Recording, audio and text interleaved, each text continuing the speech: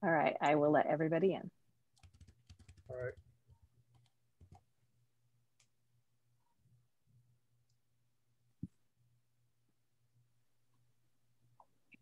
Thanks everybody for coming. We're going to let folks settle in, and then we'll get it started. We encourage you, and I'll mention this again, to keep your cameras on during the event, but please stay muted until the Q&A portion. If you'd like to ask a question, you can either type in the chat or raise your hand and ask it yourself, but most people tend to want to type it into the chat.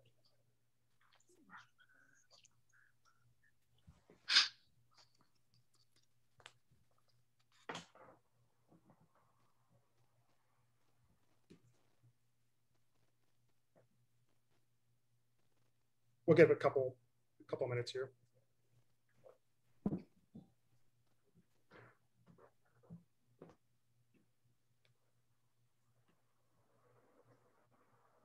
Hello, everyone. Oh, hi, Lindsay.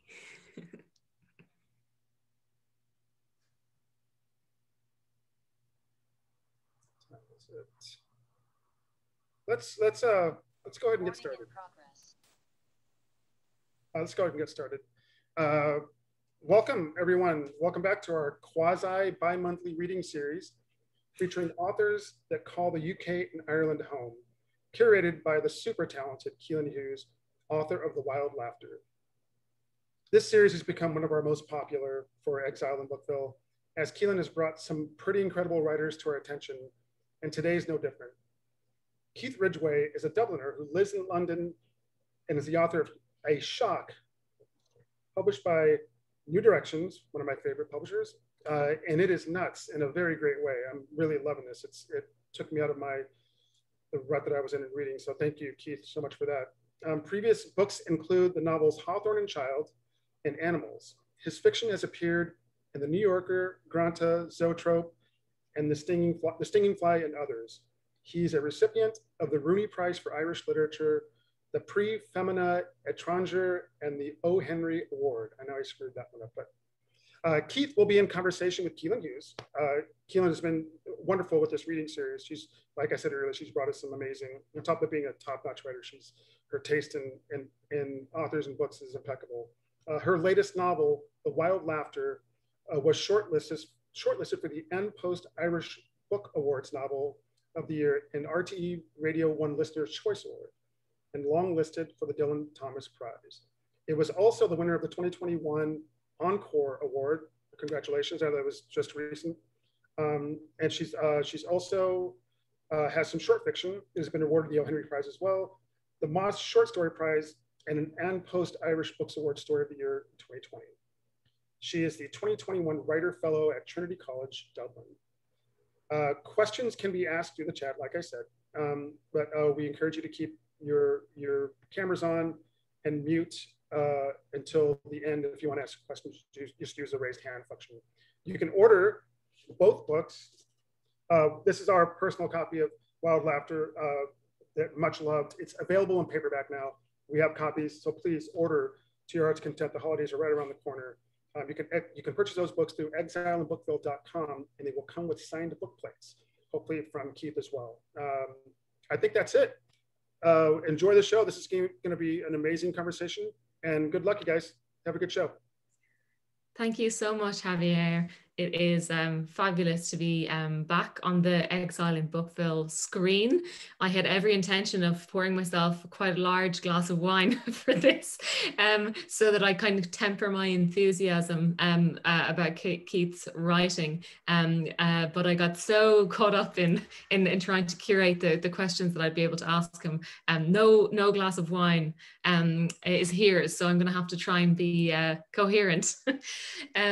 Keith is from Dublin, and but he's very much an Irish writer, and in addition to A Shock, he's the author of the novels Hawthorn Child, Animals, The Parts, and The Long Falling, which looks like that. I'm about to crack into that one, and that was adapted into a film, I believe, called Où va la nuit, and his writing has earned him the I won't bastardize the French pronunciation. I'll leave Javier on his own there hanging. But the Rooney Prize in Irish literature is kind of very much esteemed among Irish writers, as kind of a history of, you know, of many of the greats. And he's living in London, and so this A Shock is set in London. But just to give you a sense of where Keith's writing has been in terms of the cultural conversation, I think Hawthorn Child made quite a lot of noise, became almost a kind of culty book. And Fintan O'Toole, a journalist and author, some of you may know, described Hawthorn Child in his article, 10 Things That Make Life Worth Living in 2012. He called Keith a worthy inheritor to the modernist tradition in Irish fiction, and described the novel as compulsively readable. Zadie Smith and Ian Rankin are among its fans, with Rankin saying it begins as a police procedural, then spins outwards, never quite coming back to explain the mystery. A novel or series of loosely connected short stories, I don't really care. Whatever it is, it's great. And Zadie Smith described it as an idiosyncratic and fascinating novel, refreshingly contemporary in language and style. But even with all of those lures, language and style, and this kind of slightly zany seeming, uncanny, atmospheric work, I didn't come to his fiction until reading a short story in The Stinging Fly. And it was such a thrilling piece of writing that I immediately went to buy everything that he'd written. And most of it was a struggle to find, except for Hawthorn Child. And so when I read Hawthorn Child, what kind of made it distinctive, and maybe was part of the reason for this kind of cult quality around the readership around the book, was the fact that it's a reading experience. And a lot of novels, maybe the majority of them, are stories first, experiences also. And in my reading experience, it's more common maybe for poetry books to be experience first, language also, maybe story also. Maybe you've got some responses coming up to this brain dump, Keith, and by all means you can respond however you like. But I wanted to ask what happened writing-wise between Hawthorn Child and this new novel, A Shock. I believe there's something like 8 years in between the books. Did you become afraid of the cult following? Did the reception of that book kind of alarm you or alert you to something in your writing? Wow, interesting question. Hello, Caoilinn. It's lovely to be here. And it's lovely to be having a chance to be having this conversation. And that's a really interesting question. You're right, there's a big gap between Hawthorn Child, which was 2012, and that's 9 years actually between the two publications. I think what happened is actually not that interesting. I finished Hawthorn Child and I did what you're supposed to do. I immediately embarked on something new and something different. And it just wasn't getting anywhere. It wasn't very good. And I wasn't satisfied with it. And I decided to take a little break. And without me really noticing, that little break, which is supposed to be 6 months or a year or whatever, turned into about 3 years. But rather than panicking or kind of trying to get back to it, I kind of felt, well, that's it then. I'm obviously, it's not something that I'm compelled to do. I feel quite content to not be writing. So I just didn't bother for another couple of years. Then at some point, I began to miss it. I think what happened is that having stopped writing, I stopped after a few years reading as well. And reading has always been a very important aspect of my life. So when I stopped reading, that worried me. And I worked very hard to get back into reading. And having got back into reading, I then felt again the urge to write. And there was a little bit of difficulty at the start of that. Maybe I've done what I can, maybe I can't do anymore, but that went away very quickly. And the idea for this book came into being. But it is kind of shocking, even to me, that what I've just described took 9 years. It's, you know, it feels like there should be more to the story than that. But it was just a kind of a retreat based on not being satisfied with the work. And then I retreated too far, as it were, and spoiled my own enjoyment of literature. So came back to it. And that's how I found my way into this book. Yeah. So, well, I wonder whether that the indicator of what you've been writing during that time as being not good was just because it was maybe more turgid in the process of writing it. I'm curious about that, because I don't I never enjoy writing, but I have heard you say that you do. Well, I think that may be part of it, because at the time back then, I mean, so, you know, maybe 8 or 9 years ago now, I certainly wasn't enjoying it. It was a real grind. It was a real chore. And I almost physically did not enjoy sitting down at my desk to work. Hence the desire for a break. And I don't know, I mean, I genuinely, the work was not good. I mean, I've looked at it again since, it just was not good. So getting back into it, I think perhaps I needed that length of time just to clear my head and just to come back at it in a way that I would enjoy. Because as you say, I do now enjoy the work, the sitting down to write. And I get kind of annoyed when I don't get a chance to do it for a while. And I haven't had a chance to do it now for a while. So I'm very eager to get back to it and confident that I'll enjoy it. Brilliant. Well, and for the listeners who don't know your writing, I think it'd be lovely to have them hear something, if you'd be happy to read.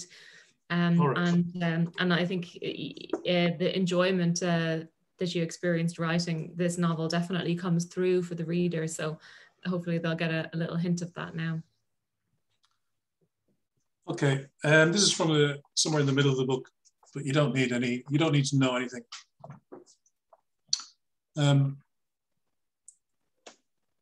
She was furious, and the language she breathed out cleared her path.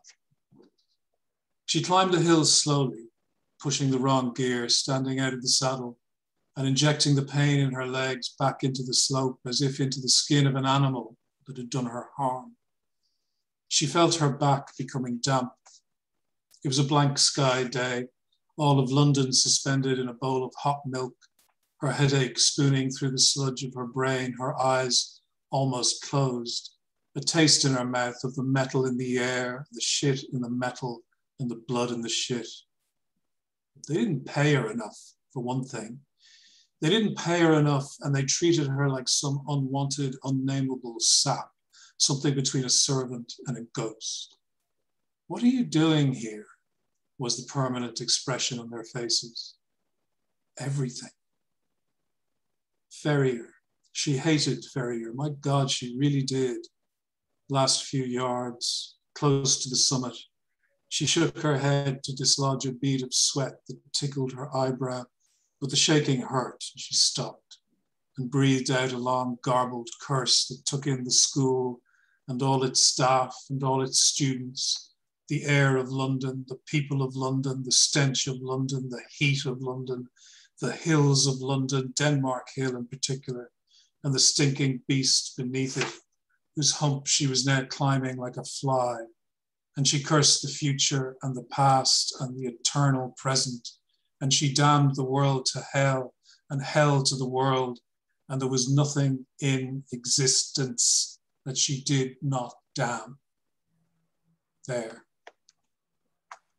Breathe. She sat back in the saddle and relaxed, and her legs rippled, her muscles fluttered, a burst of butterfly pains that faded. She was too fit, though.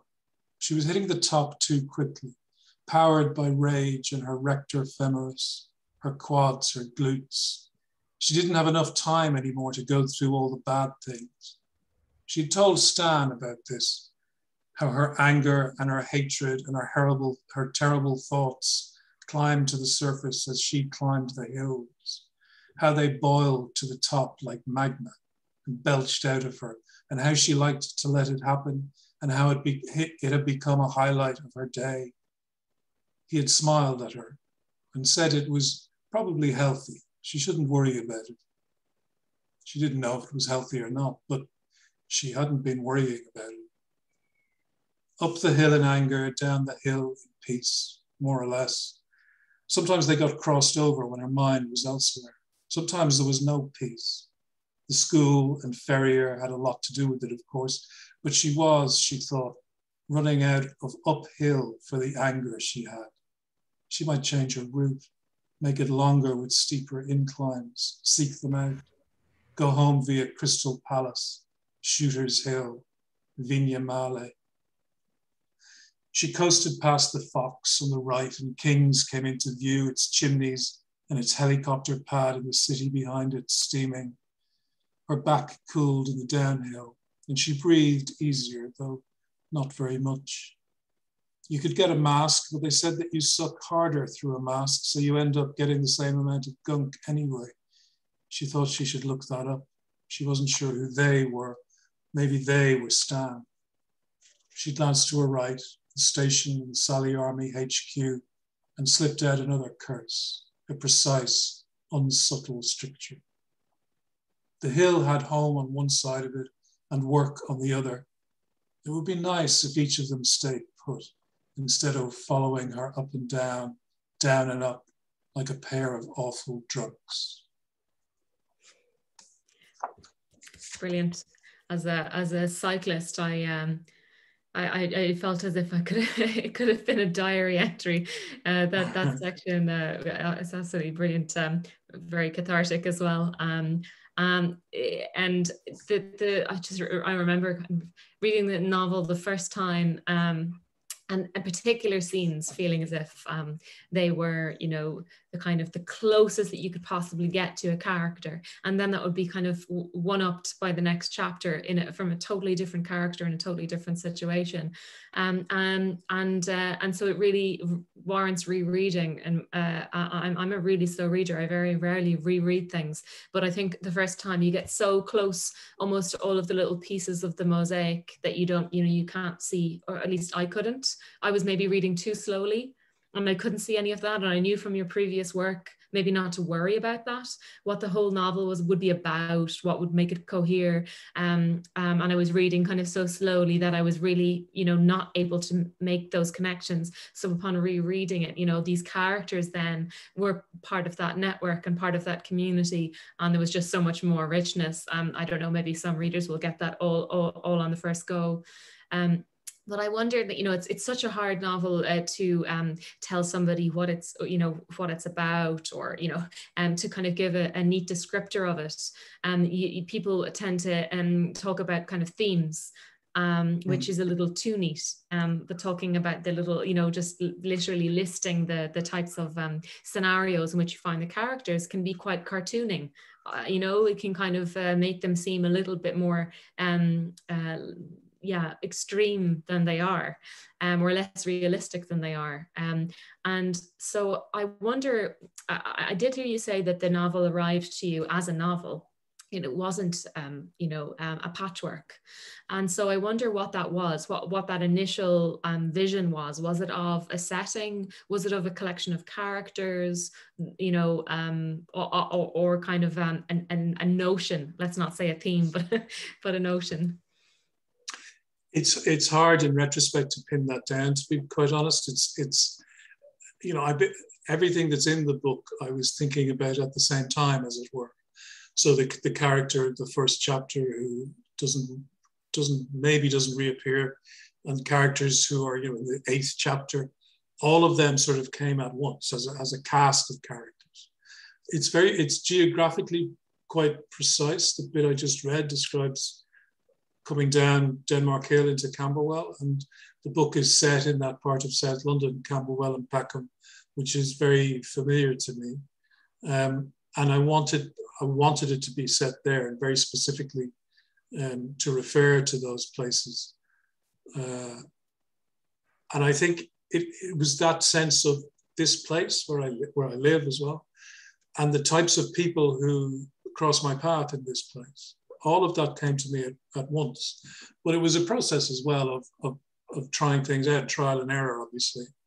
And there were some things that didn't make the cut, as it were. You know, there were other characters and other bits of the story and other actual connections, which in the end didn't, you know, for one reason or another, didn't work.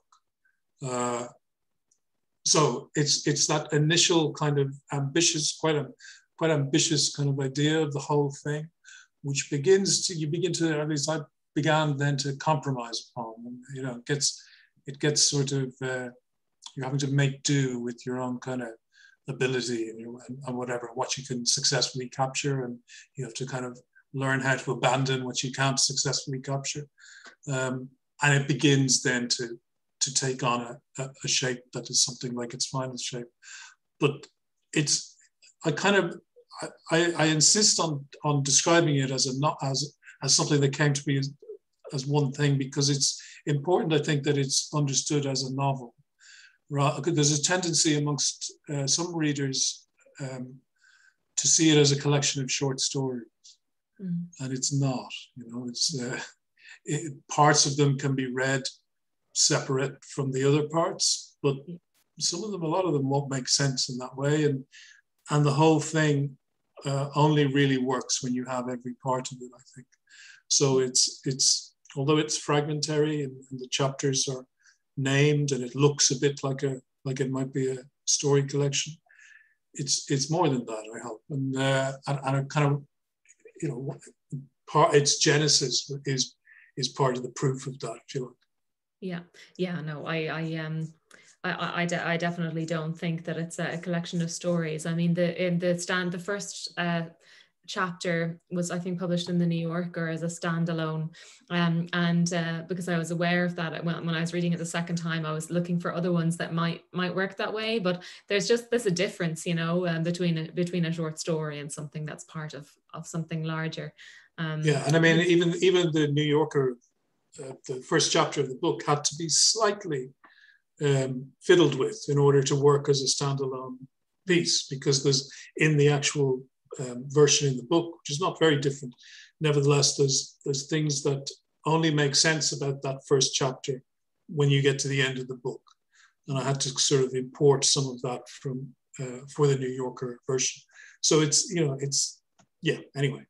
Yeah, the novel has a very different mood to Hawthorn and Child, and you know, there was a kind of they're both quite propulsive. Maybe Hawthorn and Child had more of that kind of urgency, a frantic quality about it, but and there was this uncertainty and irresolution as part of its form, but also as part of the stuff that it was working through. And then, you know, thematically, then I was interested in maybe that being a type of madness, or there being futility in trying to pursue clarity and reason, and trying to work through the uncertainty and the irresolution. And then there's the irony of having two detectives in that kind of a novel. And so I went into this one expecting maybe that, again, because of the structure and some of the descriptors surrounding the book, you know, that word uncanny again, fragmentary, loosely conversant, plotless, unnerving, composite form. And there still is like uncertainty, but all of those things suggest a very different novel to what I think this one is. Maybe there's instability still there, on the side of precarity and, you know, precarious lives.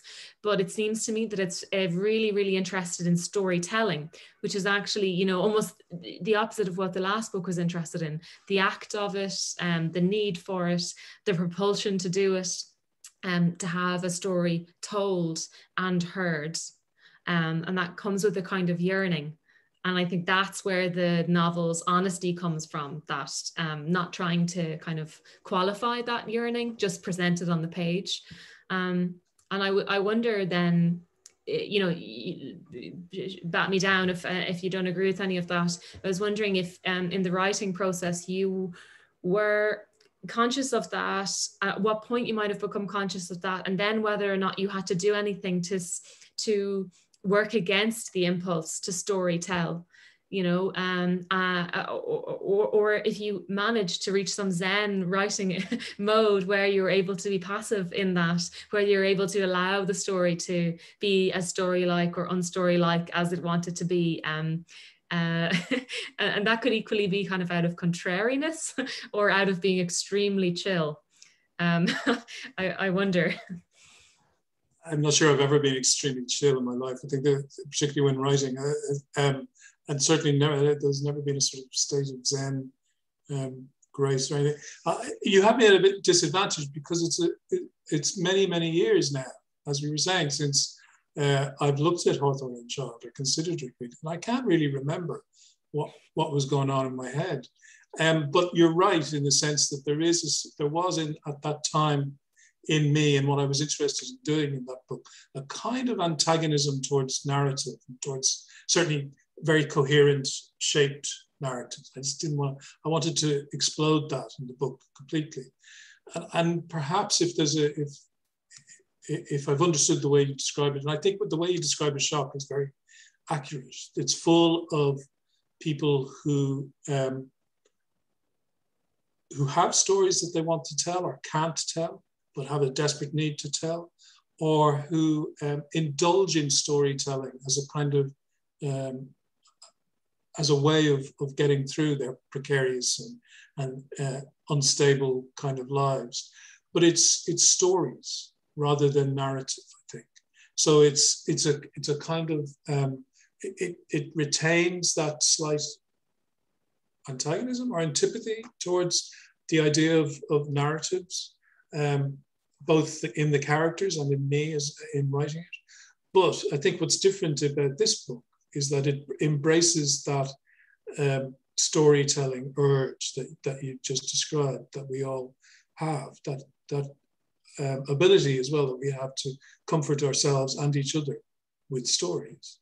And it opens up in parts of the book, a shock, I mean, it opens up the idea that the stories don't need even to be true, or they don't need to be, certainly don't need to be accurate, that they come from the imagination as much as anything else. And they can be a creative way of getting through a difficult life or a difficult context, as it were. Yeah, absolutely. Yeah, that there was a little piece from the introduction to your Paris review. The interviewer, Christopher Notar Nicola, I'm not pronouncing that correctly, wrote, I'm just reading from what Christopher wrote. I just thought this was gorgeous, and it speaks to what you were just saying there about whether or not something needs to be true. His language is realistic yet defamiliarized, balancing a fealty to the many flaws inherent in natural modes of expression and the writerly necessities of successful storytelling, rendering confusion with narrative clarity and imprecision with the utmost intention, so that dialogue may drift in and out of earshot, perspectives may shift, details may gain or lose focus as faces emerge or fade from the crowd, but always in service of honest conversation and never at the expense of a good time. Never at the expense of truth, never at the expense of a good story. Wrong to me there. I just wanted to, I thought that was a really gorgeous, and I'm on board with that reading of your writing. Of this book in particular. Did you want to say something? No, go on. I was going to say, because, so one thing I wanted to talk about was the language of this book. There's loads of fascinating things going on with the language. Even in between contrasting the various chapters, there's a lot of naturalistic speech that's almost to the point of hyper-realism. And especially even when it extends to kind of an interior monologue where it's really kind of speechifying, but from inside the mind. There's one little section I highlighted from a roofer's assistant, if I remember correctly, or a plumber's assistant who gets trapped inside a house. And he's kind of narrating this, if I remember correctly, and speaking to the owner of the house in his mind. Hi there, yeah, misunderstanding with Ronnie. He thought I was making my own way home. He locked up thinking I'd already gone. I know. No, I don't have a phone. I don't believe in him. I read books. I'm pretty faggy, to tell you the truth. I don't even carry a knife. I know. What sort of youth? A non-prospering youth, that's what. Okay, you have a great evening. Take care, God bless. Just like, you can really, you can hear that. I mean, obviously that this is, crafted, but there is a kind of flow in the way that somebody would romanticize the way that they're capable of talking to someone else in their head. Like, I love that, like that level of nuance. And then, at other points in the book, the language is kind of weirdly pragmatic, almost like a lot of sentences begin with a subject and verb, and for example in the David chapter where he's moving into the flat, there is a kind of like resistance to figurative language, scant metaphor. There's I wonder, did you make an effort in different chapters to kind of temper the language tonally and stylistically for different reasons, Yeah, I mean, definitely. It comes from the characters for the most part. Although as soon as I say that, I find myself disagreeing with it. But particularly in that bit you read out there, that character of Pigeon and that imaginary conversation, the one side of the imaginary conversation that we get. I mean, that you mentioned that as being crafted, but it's not. And I think that's how it works. It's not crafted at all. That would have been written just in a kind of splurge, and pretty much left as it came out, because that's the way I would imagine such a conversation going, with the added sort of thing that it's not ever going to be a real conversation, so you can slip in the things that are absurd and ridiculous and funny, but it's not crafted. It's not. And whereas in the other section, the other chapter you've mentioned, the flat, where about this young man David who moves into a flat and seems to become kind of a captive in his own home in some way. The language comes out of the choice I made for the narrative voice. And in most of the chapters, it's third person and it's from a particular character's point of view. In this chapter, the flat, it's third person, but it's not from any point of view. Or if it's from any point of view, it's kind of from the point of view of the flat itself.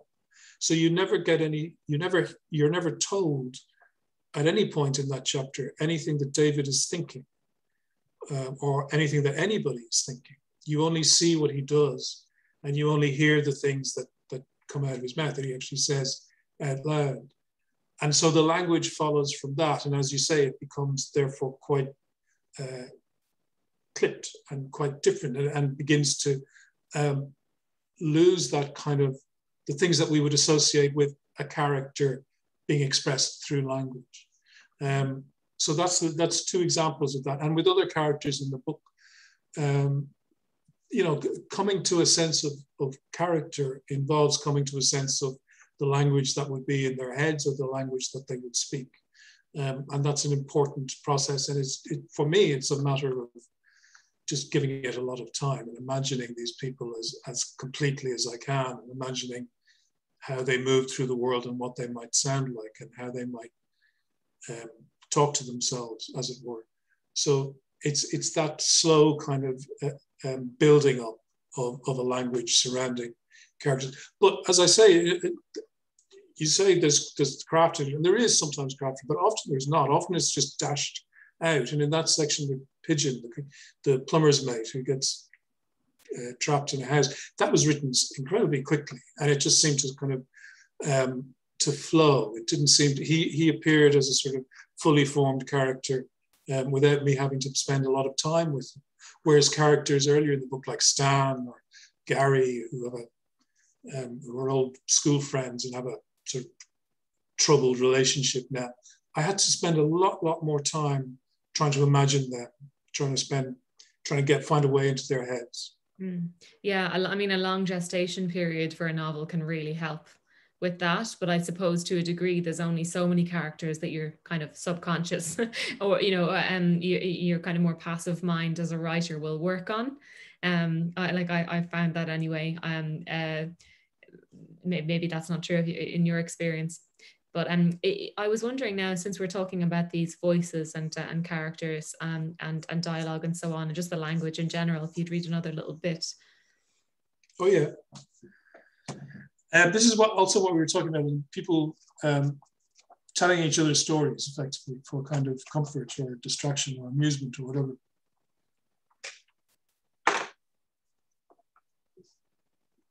There's a story that my grandfather used to tell me. He had been a sailor on trawlers first off Brittany, battling the Atlantic. So he didn't like fish. Then on cargo vessels all over the world, and then finally, unhappily, on a ferry a ferry on the Channel. He liked being on the sea, but he loved to be on the ocean. He thought the ocean was the stuff of the planet itself, and he was in awe of it, and it nourished him. Land was small and dreary and cut up, and he seemed genuinely to not understand how anybody could accept that a border was a real thing. It was an absurdity. He railed against borders, stupid doodles on the world. Anyway, the story he told me was about a border. He was helping some people to cross it. The details were always vague. A small boat, a foggy, becalmed sea, a group of frightened refugees or fugitives approaching the coast in complete silence, waiting for the sound of a bell to guide them to safety. My father was tense, standing up in the prow, not able to see the hand at the end of his outstretched arm. There was no bell. Someone whimpered and was quietened. A cough was smothered in gloved hands. The distant shush of a rippled beach.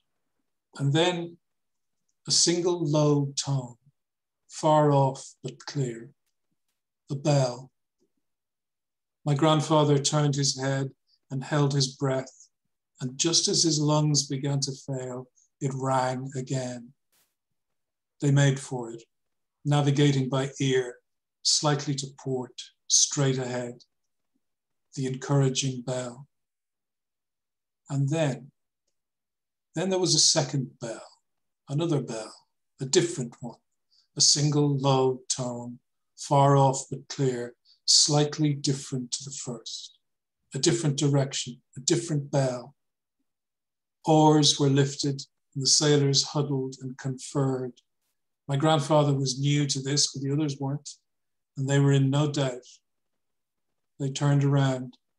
They headed back the way they'd come, carefully, slowly, grimly, shrugging off the increasingly desperate pleadings of their passengers. Not tonight, another night.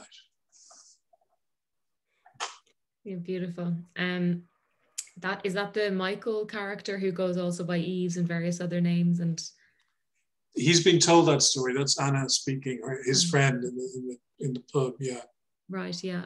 Yeah. It's such a beautifully intimate scene, that when they're kind of encouraging him along, and she or he, I suppose there's various stories being told, falter in their stories. The kind of, there's a lot of intimacy in the book. The friendships between people, there's a lot of sex, there's a lot of closeness, there's a lot of if it's funny, the moments where privacy is allowed, and the types of the way the novel negotiates privacy. And on the second reading, I remember, because it had entered my mind as like, this is something that the novel is interested in. And on the second read, then I noticed in that David chapter, there's two kind of overt instances where, which is, like a chapter rife with hookups or rife with, masturbation and rife with sexual activity. And in that chapter, kind of at one point, the shower becomes the bathroom becomes a private space, and we're told this. And also the bedside cupboard becomes a private space, which is really laughable and really quite funny, given, you know, the fact that we know some of his kinks.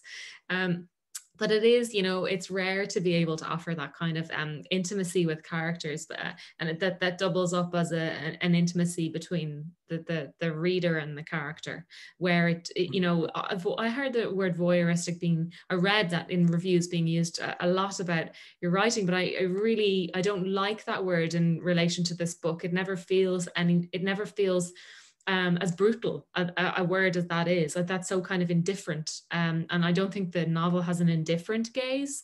It allows, you know, certain characters to retain privacy when they seem to want it. You know, some of the characters are seeking a kind of hiding place, you know, a hiding place or figurative one, you know, cave, the back of the cab, just, you know, the privacy of drugs and being kind of inaccessible that way, inaccessible to themselves maybe, you know, the privacy of the joining wall between flats, in a roof hovel, literally, you know, those solitary spaces. And, you know, I wonder how that factored into your discovery of this book, because it's a difficult thing to do, to follow people into their private spaces or follow them into their, you know, them wanting kind of solitariness. Yeah. I mean, that's really interesting, because I don't think I mind so much the idea of it being voyeuristic. Certainly, I think at times it can be voyeuristic, but my kind of what I want to do, and particularly in that chapter, The Flat, where the narration specifically pulls away from something and says this is private. I want to sort of point out that the voyeur in this instance is the reader. You know, it's not necessarily the narrative voice, whatever that is, and it's not me, I don't think, but it is, or it can be, the reader. So there is a sense in which we want to eavesdrop on these characters and watch them, because we want to have some kind of sense of how they experience their lives. But often I find myself feeling that these people begin to sort of earn a level of respect from me that demands a certain sort of privacy at times. And it's a strange notion, really. I invented these people. They don't exist in the real world. Anything that they do in the book, I made up. But nevertheless, there's this feeling in me that I kind of, there has to be things that they do that we don't know about. And there has to be aspects to them that I don't fully understand, or aspects to them that I don't get. Otherwise, they're not real on the page. They're not successful as fictional characters. They always remain fictional characters, but in order for them to be fictional characters that, you know, work, they need to have something that's not in the book, kind of hinterland, as if they were real. And that to me is kind of is private, and that's where I sort of draw a sort of curtain and don't allow the reader necessarily to know everything. Yeah, the narrative voice is, you know, there are these moments of omniscience and an authorial narrative voice, but they're very few and far between. But when they're there, they're quite glaring. And I wondered whether that was a kind of nod to Victorian didacticism, you know, that implies this moral hierarchy between the reader and the subjects of the book. No. No, I don't think so. No, it was about, though, that sort of thing of saying to the reader, you're a reader, you know what this is, you're reading a piece of fiction, I'm the writer, and it's kind of, you know, hi, I see you, you see me, and let's get on with the story. It's that kind of thing. It's a connection through the fiction of the book between the reader and the writer somehow. A work of fiction is always a collaboration, right? It's we as writers, we write something, we hand it over, and then it belongs to the reader, and the reader makes of it what they will. And the fiction happens with the reader, not with the writer. It doesn't happen at my desk or at your desk, Caoilinn, or it doesn't happen in the pages of the book that we, put in the shops. It happens in the mind and the imagination of the reader.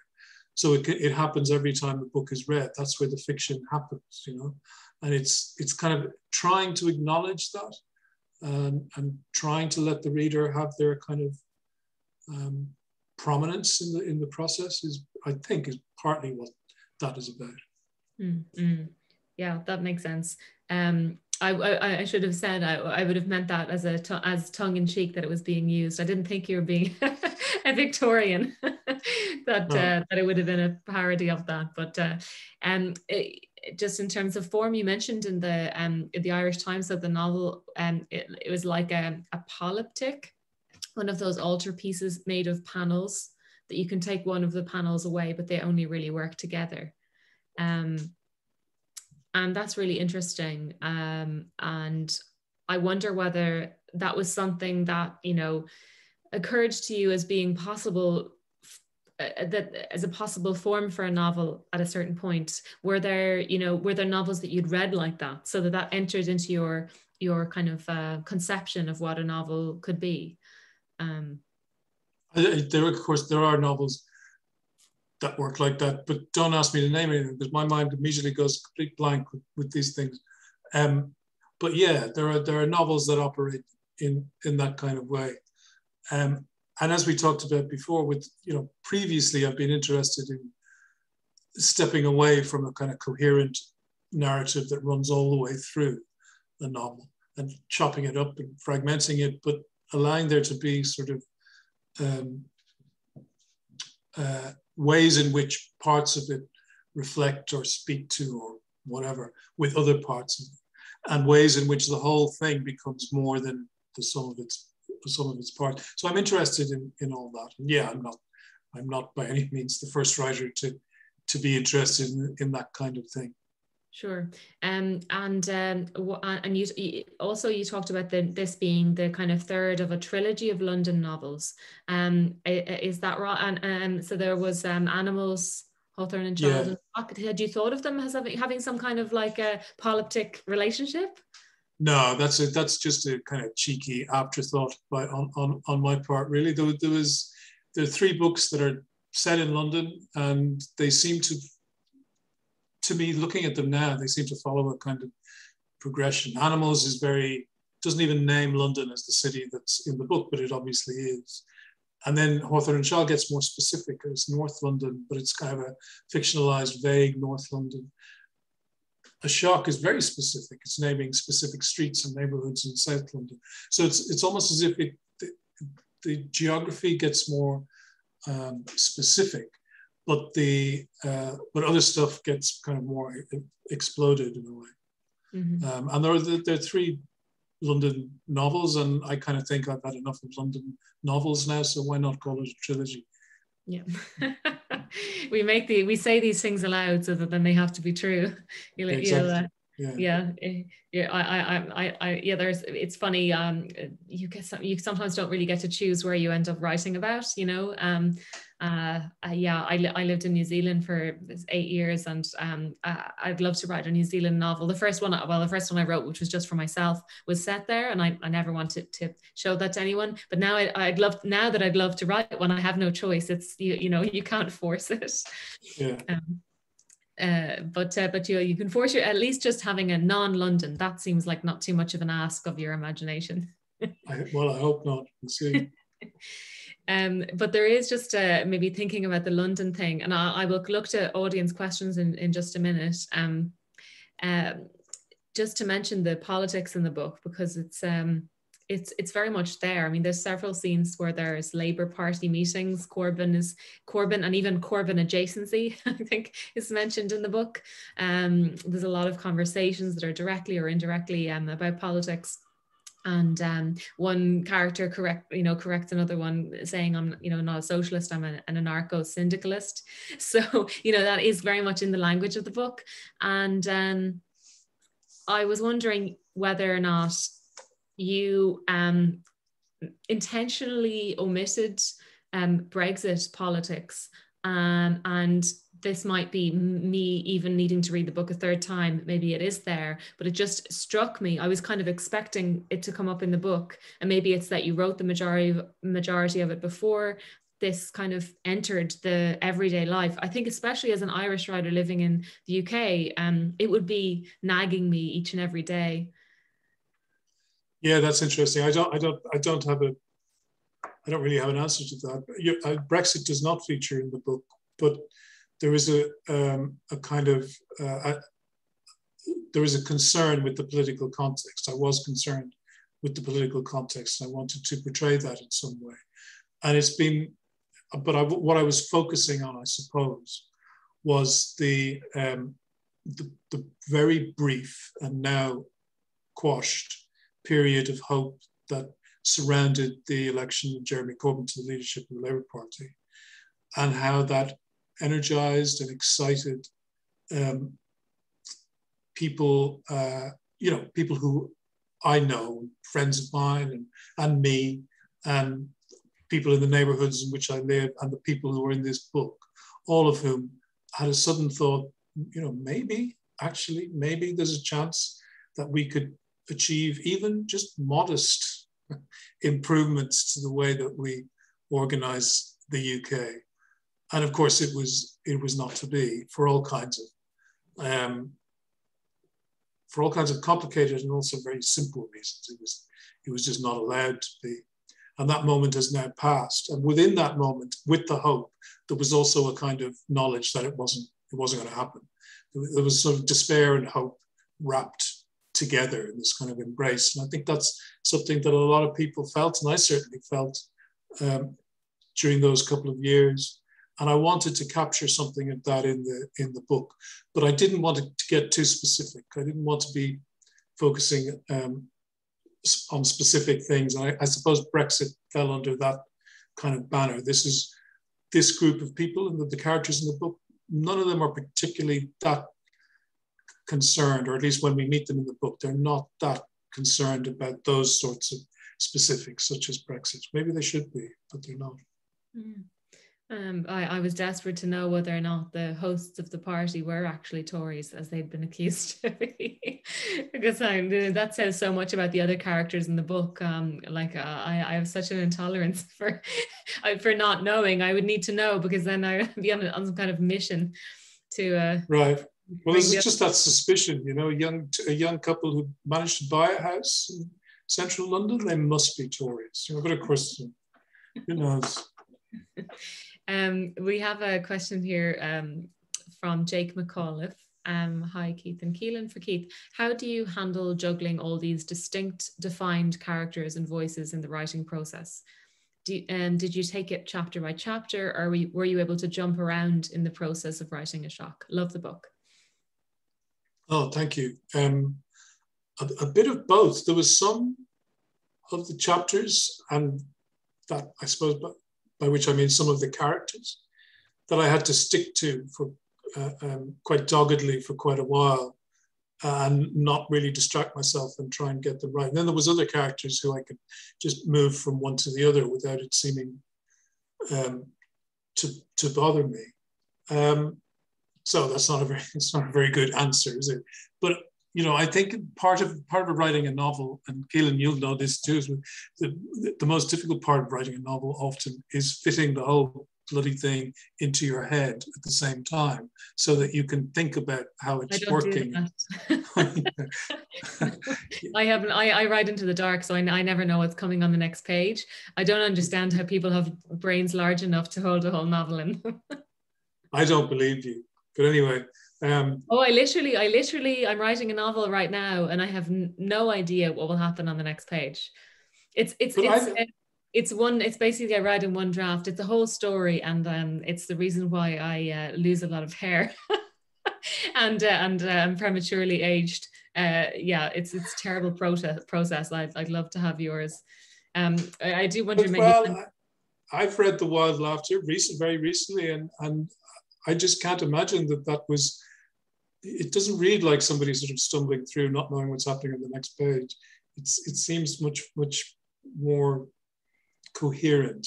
One of your favorite words, more coherent than that. Well, I think you can still achieve a coherency in that. It's a completely different process. It's that, like, you have to basically, you train yourself to trust inching forward. Like putting a paragraph on the page is like putting a brick that will be there. Not only are you putting the brick on, you're also plastering it and painting it, and on the inside you might be hanging a painting on it, and you have to have clear what that section of the painting is. So placing one brick has all of these implications. So sometimes I'll place a brick and I'll place another one, I'll take it off, place another one, and I won't be able to move forward for weeks. Because there's and then in the background there's something going on in, and what you're realizing, but yeah, anyway, it's an awful method and I wouldn't recommend it to anyone. Well, it has wonderful results, Caoilinn, so it can't be all that bad. There's another question here from Robert Gill.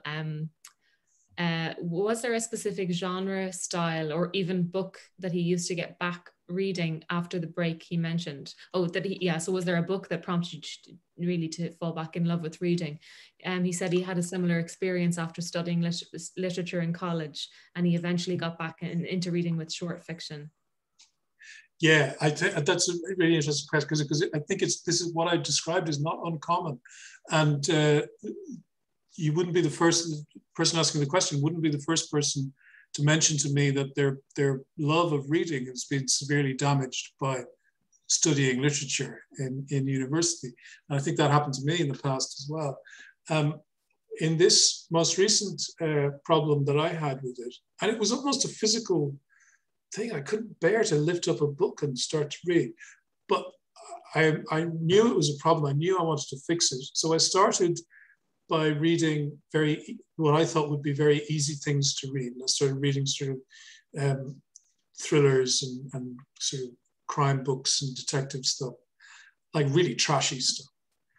And that was okay for a little bit, but the books were often so bad that it kind of put me off. So then I decided, well, I want to read just good versions of this. So I started reading the entire series of 70-something novels of the Maigret books by Georges Simenon, which are just fantastic. And I had read a couple of them, maybe 3 or 4 of them over the years before, but I started at number 1 and just kept on reading. And I haven't finished yet. I'm still about halfway through at this stage. But they got me back into reading. They absolutely saved my reading life. Just these beautiful, compelling, very simple reads. And Maigret's a detective, and I love that stuff. And Simenon is a great writer, and he can't write a detective without it really secretly being about the craft of constructing a narrative and telling stories. So that you get that from the Maigret books as well. So if you're ever stuck and you can't bear to read, Georges Simenon's Maigret books is what I'd recommend. That's a very specific remedy. I love it. Brilliant. I think we will probably wrap up there. I have many questions I didn't go through, but they'll take us off on strange, with limbs from the reasonably smooth conversation so far, so I won't risk it, but I really appreciate you doing this, Keith, and the book is just fabulous. So it was really such a pleasure to give it, a lot of time and attention. Great. No, thank you very much, Keoilinn. Enjoyed that thoroughly. Thank you. I think Javier might be popping back on with some housekeeping. Yes, I'm here in voice, at least for now. Give me 1 second. And thank you to everyone for coming. That was fantastic. Thank you so much. We had some people in the store earlier, and they were intently listening in and picked up copies of your book. So thank you so much. I love when that happens, that sort of organic thing. We like to have these play in the store as much as we can, especially these noon ones. People are really interested. We had a great turnout today, which was fantastic. Thanks everyone for tuning in. Once again, we have a Shock by Keith Ridgway and Caoilinn Hughes, The Wild Laughter. We have them both for sale. We'll ship them anywhere in the country. You can stop by and pick them up. Go through our website. We have a fancy new e-commerce option on our website, which gets things done quickly and efficiently. And we do thank you all for coming. And thank you, Keith, and thank you, Caoilinn, for such an amazing conversation and great questions. Caoilinn, you always come prepared. I love that we're working this series out. You keep amping it up every time, and they keep getting better and better. They're fantastic. If you two could just stick around for a little after everyone leaves the room, I just wanted to talk to you for a second. But thanks, everyone. Have a great day. And we'll see you in about 2 months, maybe. 2 months, somewhere around there.